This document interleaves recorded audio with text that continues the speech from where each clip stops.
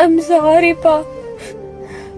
இந்த தடவை நான் யாரும் என்ன காப்பாத்தணும்னு நினைக்கலப்பா. எல்லா தடவையும் நம்ம லைஃப் மாறும் அப்படின்னு தான் நினைச்சிருக்கேன். ஆனா இந்த தடவை என் லைஃப் எப்பவுமே மாறாதுங்கிறது உண்மையை புரிஞ்சுக்கிட்டேன். இந்த பிரச்சனை சால்வ் ஆகாது. ஒருத்தவங்களோட குணத்தையும் கேரக்டரையும் மாத்தவே முடியாது. அவங்க என்ன ரொம்ப காயப்படுத்திட்டாங்க, ரொம்ப அசிங்கமும் படுத்திட்டாங்க. போதும், அந்த மாதிரி ஒரு குடும்பத்துல வாழ்ந்து குப்பை கொட்டுருக்கு. முடிச்சுக்கலாம். ஏன் நீ உன் வாழ்க்கை நீ ஏன் முடிச்சுக்கிற? முட்டாளா நீ உங்களுக்கு தோணலாம். எனக்கு அவ்வளவு தெம்பலாம் இல்லப்பா. அவ்வளவு தைரியமான பொண்ணெல்லாம் கிடையாது. தைரியமா இருக்கிற மாதிரி காமிச்சுக்கிட்டேன்.